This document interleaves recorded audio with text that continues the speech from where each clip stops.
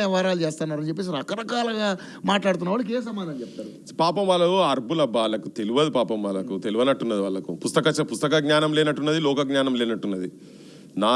నాది నా కుటుంబము, మా నాయన మా ఊరికి మొట్టమొదటి సర్పంచ్, సమితి ప్రెసిడెంటు, ఎమ్మెల్యే, మంత్రి, నేను ఉస్మానియా యూనివర్సిటీలో MBA PhD చేసిన నేను. ఓకే, నాకు డాక్టరేట్ హోల్డర్ను. మా జీవితం అంతా ఉద్యమాలు, మా అన్నీ. అందరు రాజకీయ నాయకులు లెక్క కాదు, మాది చిన్న ఫ్లాట్ ఇట్లా ఎవడన్నా వస్తే చూసుకొని పోరు మీ అందరూ ఎవరన్నా. మేము రాజకీయాలు చేస్తుంది కాదు, ఈ ప్రాంత ఆత్మగౌరవం గురించి పనిచేసేటోళ్ళం మేము. ఓకే, మేము గౌరవంగా బతకాలే, మిమ్మల్ని కూడా రెస్పెక్ట్ చేస్తామని చెప్తున్నాం కదా. మిమ్మల్ని రెస్పెక్ట్ చేస్తాము, సేమ్ టైం మాకు కూడా గౌరవం కావాలనుకునే బాపతోళ్ళం మేము. ఓకే, మాది మా తెలంగాణ హైదరాబాద్ స్టేట్ సపరేట్ ఉండే, ఆంధ్ర ప్రాంతము మద్రాస్ దాంట్లో ఉండే.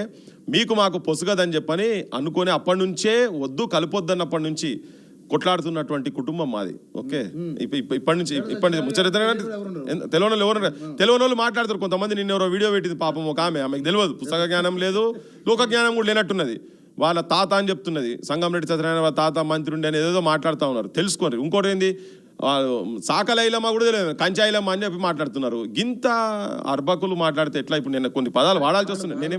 తప్పు నేనేమంటున్నా అంటే అట్లా మాట్లాడకండి. మాట్లాడితే ఏంటంటే జనానికి కూడా నెగటివ్ పోతుంటుంది, అది తప్పది. అది మీరు అట్లా జ్ఞానం తెలుసుకోండి.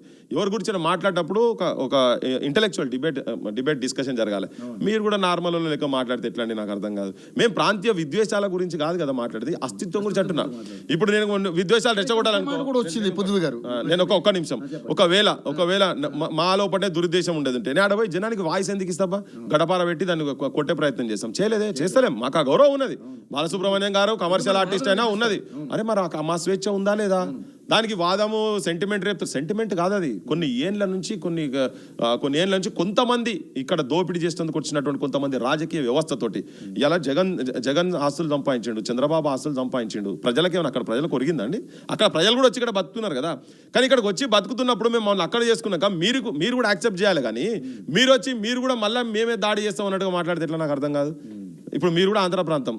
ఓకే, ఎక్కడ ఖమ్మం అంటే బార్డర్ ఆంధ్రనే.